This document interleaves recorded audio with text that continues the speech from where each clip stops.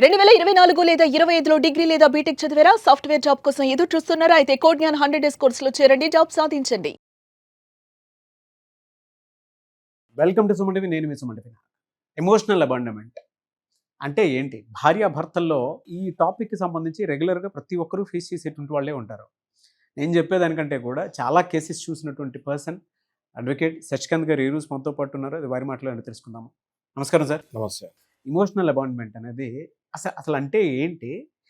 Wife and husband రిలేషన్షిప్కి వచ్చేటప్పటికి దీని తీవ్రత అసలు ఏ విధంగా ఉండేటువంటి అవకాశం ఉంటుంది సార్? ఎందుకంటే ఇది ప్రతి ఒక్కరి ఇంట్లో ఒక టైంలో కాకపోతే ఒక టైంలో అన్నా సరే ఫేస్ చేసేటువంటి అతి ప్రధాన సమస్య. ఇవాల్టి జనరేషన్లో మీరు ఏదైతే టాపిక్ తీస్తారో ఇమోషనల్ సపరేషన్ అన్నది కామన్ అయిపోయింది. ఎంత కామన్ అయితే చేప కింద నీరులాగా స్ప్రెడ్ అవుతుంది. ఎంతకి బద్దగిస్తున్నారంటే కపుల్స్ కూడా విడిపోవట్లేదు, ఒకటే షెల్టర్ కింద ఉంటున్నారు, ఒకటే పొయ్యి ఉంటుంది, వాళ్ళ ఒకటే బెడ్రూము, ఒకటే బెడ్, కానీ వాళ్ళ జీవితాలు వేరు వేరు. మీకు అర్థమవుతుందా నాగరాజు? అర్థమవుతుంది సార్. సో ఈ టాపిక్ ఎంతమందికి కనెక్ట్ అవుతారో మీరు కామెంట్స్లో మీరే చూస్తారు. ఎందుకంటే గతంలో మనము ఇట్లాంటి టాపిక్ తీసినప్పుడు కూడా నేను ఇది మీరు ఎందుకు ఈ ఇంత డెప్త్కి వెళ్తున్నారు, ఈ టాపిక్స్ ఏంటా అనుకున్నాను నేను. కానీ కింద కొన్ని వేల కమెంట్స్ వచ్చాయి మనం మీరు పర్టికులర్గా ఈ టాపిక్ తీసినప్పుడు. ఆశ్చర్యపోయా నేను. అంటే ఈ అవేర్నెస్ కూడా మనం క్రియేట్ చేయాలి, ఇందులో నుంచి కూడా ఎలా బయటపడాలో మనము నేర్పాలి, మనం తెలియజేయాలి అని. సో 100% మళ్ళీ మిమ్మల్ని అభినందించి తప్పట్లేదు. Thank you. చాలా మంచి టాపిక్స్ తీసుకున్నాను అండ్ మీ కృషికి మెచ్చుకోవాలి. ఎందుకంటే నేను ఏది అడిగినా కూడా అనర్గళంగా అక్కడికక్కడే ఇలాంటి టాపిక్స్ ఉన్నాయండి, మా కేసెస్లో ఉన్నాయి, మీరు తీసుకొచ్చినందుకు మంచిది అని చెప్పడం రియలిస్టిక్ వరల్డ్ని క్రియేట్ చేస్తారంటే కళ్ళకు కట్టినట్టు చూపించగలుగుతారు, చెప్పగలుగుతారు. అది నాకు చాలా బాగా నచ్చుతుంది. థ్యాంక్స్ అండి నారాయణ గారు. రీజన్ ఏంటి అంటే మనం ఎందుకు ఇప్పుడు మన ఇద్దరం కూడా మన మోటో ఏంటి అంటే పబ్లిక్కి మనం ఏది మాట్లాడినా కూడా ఉపయోగపడాలి బేసిక్గా. సో ఈ ఇమోషనల్ సపరేషన్ ఎలా ఉంటుందంటే నారాయణ గారు, మనం కనుక టాపిక్లోకి వెళ్తే ఒకటే ఇంట్లో ఉంటారు, భార్యాభర్త, పెళ్ళే ఉంటుంది, పిల్లలు కూడా ఉంటారు. ఈ భార్యాభర్త ఒక కొన్నాళ్ళు బాగానే హ్యాపీగా కలిసి ముందుకు వెళ్ళుంటారు. ఎక్కడో ఏదో ఒక ఈగో దగ్గర ఇద్దరు ఎవరు ఒకళ్ళు కూడా తగ్గరు. అండ్ వీళ్ళ జీవితం ఎంత నాశనం అయిపోతుందంటే అక్కడి నుంచి భర్తని ఒక భర్తలాగా చూడరు, భార్యను ఒక భార్యలాగా చూడడు. భార్య ముందే భర్త వేరే వాళ్ళతో తిరుగుతున్నా భార్యకి ఆ ఫీలింగ్ కూడా రాదు. భర్త ముందే భార్య వేరే వాళ్ళతో ఫోన్లు మాట్లాడి వేరే వాళ్ళ కార్యకి వెళ్ళిపోతున్న భర్తకు కూడా ఆ ఫీలింగ్ కూడా రాదు. అంటే మీకు చెప్తుంది క్లియర్గా అర్థమవుతుంది కదా. They are completely emotionally separated, physically separated, కానీ staying under the same house. అంటే మాటలు ఉండవు, ప్రేమ ఉండదు, కోపం ఉండదు, భావోద్వేగాలు ఉండవు, ప్లానింగ్ ఉండదు, పిల్లలతో కలిసి తిరుగుతాం ఉండదు. ఇంకా వీళ్ళు కలిసి తిరుగుతాం అనేది చాలా దూరం. వీళ్ళింట్లో పెద్దవాళ్ళు రారు, వాళ్ళింట్లో పెద్దవాళ్ళు ఇంటికి రారు, వీళ్ళిద్దరూ కలిసి ఏ పెద్దవాళ్ళ ఇంటికి వెళ్ళరు. వెళ్తే మహా అయితే వీళ్ళ తల్లిదండ్రుల దగ్గరికి వెళ్తాడు, ఈమె తల్లిదండ్రుల దగ్గరికి వెళ్తారు, ఒక రోజు 2 రోజులు ఉంటారు, మళ్ళీ they will come back to the same roof. అయితే మీరు అడగచ్చు, మరి శశికాంత్ గారు మరి ఇలా ఉన్నప్పుడు విడిపోవచ్చు కదండి, ఎందుకు కలిసి ఉంటున్నారు అని అడగచ్చు మీరు. కేవలం సొసైటీ స్టిగ్మా, ఆ సొసైటీ గురించి వీళ్ళు కలిసి ఉంటారు. నంబర్ 1. ఒకవేళ పిల్లలు ఉంటే కొంతమంది పిల్లల గురించి కలిసి ఉంటారు. ఇది 100కి 100 పాలు నేను చెప్పేది 100% కరెక్ట్. ఎందుకంటే మేము యాజ్ ఎన్ అడ్వకేట్ కొన్ని వందల కేసులు, వేల కేసులు చూస్తున్నాం కాబట్టి ఇది జరుగుతుంది సొసైటీలో అని మేము మీకు క్లియర్గా చెప్తున్నాం. కొన్ని ఇళ్లలో గత 7 ఏళ్ళుగా 8 ఏళ్ళుగా ఎవరి బెడ్రూమ్లో వాళ్ళు ఉండి పిల్లలు పెద్ద అయిపోయి పిల్లల పెళ్ళి కూడా దగ్గరికి వస్తుంటుంది, కానీ వీళ్ళు మాట్లాడుకోరు, ఫిజికల్ రిలేషన్ ఉండదు, ఓరల్ రిలేషన్ ఉండదు, చుట్టాలతోటి సంబంధాలు ఉండవు. ఆ ఇంట్లో మాత్రం ఒకటే పొయ్యి ఉంటుంది, వంట వస్తుంది, చేస్తుంది, డైనింగ్ టేబుల్ మీద పెడుతుంది, వెళ్తుంది. మీరు అర్థం చేసుకోండి ఎంత ఘోరమో. అయితే ఈ ఇష్యూలో ఇద్దరు దానికి అడ్జస్ట్ అయిపోయి ఉంటే గొడవ లేదండి, గొడవ లేదు. ఇంకా అంటే వాళ్ళకి లేని నొప్పి సమాజానికి ఎందుకు ఉంటుంది? ఈ ఇద్దరిలో ఎవరికైనా ఒకళ్ళకి అది నచ్చకపోతే అది చాలా మహా పాపం అవుతుంది. ఎట్లా అంటే ఒక అమ్మాయికి పెళ్ళై వచ్చిన తర్వాత అబ్బాయి ఇంకా నేను మాట్లాడను అని చెప్పి, ఇది మన జీవితం ఇంతే, ఇది నా బెడ్రూమ్, ఇది నీ బెడ్రూమ్, నువ్వు నీ పని చేసుకోవాలి, నేను నా పని చేసుకోవాలి, ఇంకా మన ఇద్దరికి మాటలు లేవు, నాకు ఇష్టం లేదు, నేను ఇలాగే ఉంటాను అని అంటే అది ఏంటో తెలుసా మీకు? That comes under domestic violence 498A 2 100% ఆయనకి అప్లికబుల్ అవుతాయి. అయితే ఆ అబ్బాయిలు చూసేవాళ్ళు షాక్ తినొచ్చు. మరి నేను ఏం మాట్లాడట్లేదు, నేనేం అనట్లేదు, మీరేమో మరి వయలెన్స్ అంటున్నారు, క్రూయాలిటీ అంటున్నారు, ఏంటి ఇది అని. మరి మీరు పెళ్లి చేసుకున్న తర్వాత మాట్లాడకుండా, కలిసి ఉండకుండా ఉంటే అది క్రూయాలిటీయే కదా. పెళ్ళి అన్న దానికి అర్థం ఏంటి? మీ సగ జీవితం, మీ సగ భాగం అన్నది. మరి మీరు పెళ్ళైన తర్వాత కూడా సేమ్ మీరు కంప్లీట్ మీరు సపరేట్‌గానే ఉండి, మళ్ళీ మీ ఎఫైర్‌లు మీరు బయట నడిపించుకుంటూ, మీ లైఫ్ మీరు బయట నడిపించుకుంటూ, ఆ అమ్మాయి మరి ఇంటికెందుకు ఆళ్ళ ఇంట్లో ఉన్నా అలాగే ఉండేది కదా. అట్‌లీస్ట్ ఆళ్ళ ఇంట్లో ఉన్నా ఆళ్ళ అమ్మ నాన్నతో హ్యాపీగా ఉండేది కదా అమ్మాయి. మరి ఇక్కడికి వచ్చిన తర్వాత ఆళ్ళ అమ్మ నాన్న లేరు, ప్లస్ మీరు మాట్లాడట్లేదు. అది క్రూయాలిటీ కాదా? సో కోర్టు ఇది 100% ఇది కన్సిడర్ చేస్తది కోర్టు. ఒకవేళ భర్త ఇంట్లోనే ఉండి ఏ హింస శారీరకంగా పెట్టకపోయినా మానసికంగా హింస పెట్టినట్టు ఉండదు, కానీ ఖచ్చితంగా ఆ అమ్మాయికి గనక మనం కౌన్సిలింగ్ తీసుకొని వెళ్తే she will be already in depression. ఎలా ఉంటాయి సార్ సైన్స్ అండ్ సింటమ్స్?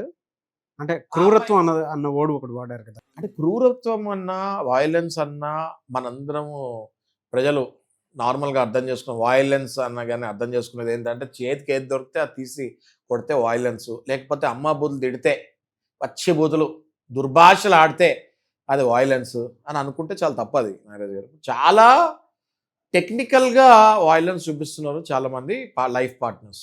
అంటే ఒక మాట అన్నారు, ఒక దెబ్బ వేయరు. అర్థమైంది మీకు? ఎవరైనా చూస్తే అబ్బా దేవుడు లాంటి హస్బెండ్ దొరికాడండి మీకు అంటారు. ఆమె కూడా ఒప్పుకుంటుంది దేవుడేనండి ఆయన, ఎందుకంటే నాకు కనపడడు, నాతో మాట్లాడడు, నేను చూస్తూ ఉంటాను అంతే, దేవుడిలాగా ఉంటాడు ఆయన కూడా, కరెక్టే అని. అర్థమైందా మీకు? సో దట్ ఈస్ 100% క్రూరత్వమే కదండి. మనం పెళ్లి చేసుకునేది దేనికి? సపరేట్ రూమ్లో ఉండి హస్బెండ్ మాట్లాడకుండా ఆయన పని ఆయన చేసుకుంటాను కాదు కదా. హస్బెండ్ అంటే ఏంటి? ఒక కూతురుని ఒక చేతిలో పెట్టిన తర్వాత ఆ హస్బెండ్ కూడా ఆ వైఫ్ని కొంచెం కూతురులాగా చూడాలి, భార్యలాగా చూడాలి, స్నేహితుల్లాగా చూడాలి, చెల్లెల్లాగా కూడా చూడాలి, తల్లిలాగా కూడా చూడాలి. హస్బెండ్కి అన్ని క్వాలిటీస్ ఉండాలి. మనం ఏదో ఓన్లీ ఆడదానికే ఇవన్నీ క్వాలిటీస్ ఉండాలనుకుంటాం. అదేదో పెద్ద శ్లోకాలు ఉంటాయి కదా, రైట్? అది అబ్బాయిలకు కూడా వర్తిస్తుంది. అది అబ్బాయి కూడా ఒక అమ్మాయిని ఇన్ని యాంగిల్స్లో చూడాలి. మీరు కేవలం ఒక భార్యలాగానే చూసుకొని ఓన్లీ మీ సాటిస్ఫాక్షన్, మీ నెసెసిటీస్కే వాడుకుంటే that is not correct. 100% that comes under cruelty. అసలు ఈ నేను చెప్పిన ఎగ్జాంపుల్లో నెసెసిటీస్ కూడా వాడుకోరు.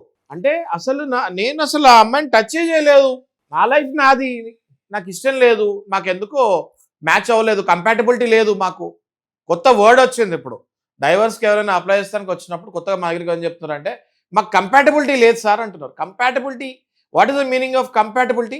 కంపాటబిలిటీ మీనింగే మీకు తెలీదు. మాకు కంపాటబిలిటీ లేదు సార్ అంటారు. కంపాటబిలిటీ రాదు, కంపాటబిలిటీని మీరు క్రియేట్ చేసుకోవాలి. నేనున్నాను, నాకు మీకు కంపాటబిలిటీ ఉందా అంటే ఎస్, నాకు మీతోటి జర్నీ చేసిన తర్వాత మీకు ఎలా కావాలో నేను అలా మౌల్డ్ అవుతేనే కంపాటబిలిటీ వస్తుంది తప్ప నేను మౌల్డ్ గాను మీరే మౌల్డ్ అవ్వాలి ఎప్పటికీ అంటే అది కంపాటబిలిటీ లైఫ్లో రాదు కదా. సో కంపాటబిలిటీ అనేది from the both sides it has to. మందైతే బెస్ట్ ఎగ్జాంపుల్ సార్ నిజంగా. నాకేం కావాలో మీకు చెప్పాను, అంటే మీకేం కావాలో మీరు చెప్పారు, కూర్చొని మాట్లాడుకున్నాము, ఇలా డిస్కషన్. అంటే అవేర్నెస్ బోత్ సైడ్స్లో ఉన్నది ఏదైనా ఉంది అని అంటే అవేర్నెస్ క్రియేట్ చేద్దాం అంటే దానికి మీరు రెడీ టైం ఇస్తున్నారు. Thank you so much for that. Correct, compatibility. మరి మన మధ్యలోనే ఇంత కంపాటబిలిటీ ఉన్నప్పుడు మరి భార్య భర్త అన్నాక వాళ్ళ మధ్యలో ఎంత కంపాటబిలిటీ ఉండాలని? Yes are no? సో ఈ విషయంలో మాత్రం ఇది డొమెస్టిక్ వయలెన్స్ యాక్ట్ కిందకు వస్తుంది. డొమెస్టిక్ వయలెన్స్ యాక్ట్లో ఉన్న సెక్షన్స్ అన్నీ కూడా ఇదే చెప్తుందండి. ఏం చెప్తుంది అంటే వయలెన్స్ అంటే కొడతాం, తిడతాం, అన్నం పెట్టకపోతాం, ఫుడ్ పెట్టకపోతాం, బట్టలు లేకపోతాము, షెల్టర్ కింద ఉంచకపోతాము, ఇది ఒకటే వయలెన్స్ కాదు. అన్ని ఫెసిలిటీస్ ఇచ్చి కూడా నువ్వు ప్రేమగా వ్యవహరించకపోతే దాన్ని కూడా వయలెన్స్ అంటారు. మీకు మీ వైఫ్ కంటిన్యూగా ఒక 20 మెసేజ్లు పెట్టారు 20 రోజుల నుంచి, మీరు ఒక్కసారి కూడా దానికి రిప్లై పెట్టలేదు, అదేంటి? అది క్రూయాలిటీ కదా, సాడిజమే కదా. Sadism is nothing but cruelty కదా. అంటే ఎదుటి వాళ్ళ సెల్ఫ్ రెస్పెక్ట్ని మనమే దెబ్బతీయటం. ఏదో గొడవ అయింది, వైఫ్ మీకు కంటిన్యూస్గా మెసేజ్ పెడుతుంది, మీరు ఒక రిప్లై, చిన్న రిప్లై ఎక్స్పెక్ట్ చేస్తుంది మీ దగ్గర నుంచి, మీరు పెట్టట్లేదు, మరి that comes under cruelty, right? మీరు మీ ఇంటికి వెళ్ళాలి, హస్బెండ్ వైఫ్తో పాటు వాళ్ళ అత్తగారి ఇంటికి వెళ్ళాలి పండక్కి, నేను రానంటాడు, అది కూడా క్రూయాలిటీయే. You are not respecting your wife's parents. 100% that is also cruelty. ఒకళ్ళ ఫీలింగ్స్ ఒకళ్ళు అర్థం చేసుకోకపోతాము, మూడ్ స్వింగ్స్ ఉంటాయి, అనేక మూడ్ స్వింగ్స్ ఉంటాయి. అలా పిచ్చిదానిలాగా వదిలేస్తే డిప్రెషన్కి వెళ్ళిపోతారు. డిప్రెషన్కి వెళ్ళిన పెళ్లి కూతుర్లు, చిన్న చిన్న పిల్లలు మా దగ్గరికి ఎంతమంది వస్తారండి, చూస్తే బాధ అనిపిస్తుంది. పెళ్ళి అయ్యి 6 నెలలు 8 నెలలు అయి ఉండదు, వాళ్ళ మీద శాడిజం టచ్ చేయకుండా వాళ్ళని హింస పెట్టకుండా, వాళ్ళని ఒక మాట అనకుండా, వాళ్ళ మీద శాడిజం కొత్తగా వచ్చినాయి ఇవన్నీ. ఎలా అంటే కొడితే ప్రూఫ్స్ వస్తాయి, తిడితే రికార్డింగ్లు చేస్తున్నారు, అరుస్తే ఆడియో రికార్డింగ్లు అవుతున్నాయి. ఇవన్నీ ఏం చేయకూడదు అంటే ఏం చేయాలి? కనిపించకుండా వినిపించకుండా టార్చర్ ఎలా పెట్టాలో ఈ మధ్య కొంతమంది నేర్చుకున్నారు. పోలీస్ కాక దెబ్బలు జరిగి కనపడకుండా కొడతారంటారు చూడండి, అట్లా వీళ్ళు కనపడకుండా హింస పెడుతున్నారు. అయితే దీనికి కూడా ఎవిడెన్సెస్ మనం క్రియేట్ చేయొచ్చు. కోర్టు వారు దీనికి కూడా క్లియర్ కట్గా ఎవిడెన్సెస్ తీసుకుంటారు. ఎలా తీసుకుంటారు? సింపుల్ అండి. ఒక అమ్మాయి పెళ్ళైన తర్వాత వెళ్ళిన తర్వాత ఎంత ఆనందంగా ఉండాలి. ఆ అమ్మాయి అది ఆనందంగా లేదు అంటే ఒకళ్ళు డాక్టర్, సైకాలజిస్ట్ కానీ సైకియాట్రిస్ట్ కానీ దగ్గర తీసుకెళ్తే వెంటనే వాళ్ళు టెస్ట్ చేసి క్లియర్గా ఈ అమ్మాయి మెంటల్ కండిషన్ ఎట్లుందో రిపోర్ట్ ఇస్తాం జరుగుతుంది. ఇందాక మీకు చెప్పాను గుర్తుంది కదా, మీకు కంటిన్యూగా మెసేజ్ పెడుతుంటారు, హస్బెండ్ వైఫ్ నుంచి రెస్పాన్స్ వస్తుందా లేదా. That is one more very big evidence in the court. అంటే ఒక హస్బెండ్ కొత్తగా పెళ్ళైన తర్వాత ఒక హస్బెండ్కి వైఫ్ 100 సార్లు మెసేజ్ పెడితే ఒక్కసారి కూడా రిప్లై పెట్టలేదు అంటే దట్ ఈస్ ఇనఫ్ కదా. దెర్ ఇస్ నో రెస్పాన్స్ అని, దెర్ ఇస్ నో కోఆపరేషన్ అని, దట్ ఈస్ ఇనఫ్ కదా. ఒకటే ఇంట్లో ఉంటూ సపరేట్ బెడ్రూమ్లో ఉన్న విషయము ఎవరికి తెలిసినా తెలియకపోయినా ఇంట్లో పని చేస్తానికి వచ్చిన ఆమెకోతే 100% తెలుస్తుంది కదా. That is one more evidence. So ఇట్లా ఎవిడెన్సెస్ క్లియర్గా ఎస్టాబ్లిష్ చేయొచ్చు. మీరు క్రూరత్వం ప్రదర్శించినా మంచి అడ్వకేట్ల దగ్గరికి వెళ్తే క్రాస్ ఎగ్జామినేషన్లో ఇట్లే కనిపెడతారు మీరు ఏం తప్పు చేశారు అన్నది. సో అమ్మాయిలకి నేను అభయాస్త్రం ఏం చెప్తున్నా అంటే, డొమెస్టిక్ వయలెన్స్ అన్న చట్టం తీసిందే for the protection of women. దయచేసి నేను ఏం చెప్పాలో, కంప్లైంట్ ఎలా అయ్యాలో కూడా నాకు అర్థం కాదు సార్, మాకు ఏమి కనిపించేటట్టు లేవు, మీరు మమ్మల్ని ఎలా నమ్మగలుగుతారా మీరు అని అడిగే స్టేజ్కి వచ్చేసారు పాపం మీరు. సో నమ్ముతామండి, 100% నమ్ముతాము. ఇట్లాంటి కొత్త మేము కూడా ఈ ప్రాక్టీస్లో రకరకాల కేసులు చూస్తూ ఉంటాం కాబట్టి మీరు చెప్పగానే మేము కనెక్ట్ అవుతాం, మేము నమ్ముతాము. మీరు భయపడక్కర్లేదు, మంచి అడ్వకేట్స్ని అప్రోచ్ అవ్వండి, ఖచ్చితంగా మీకు న్యాయం కల్పిస్తాం.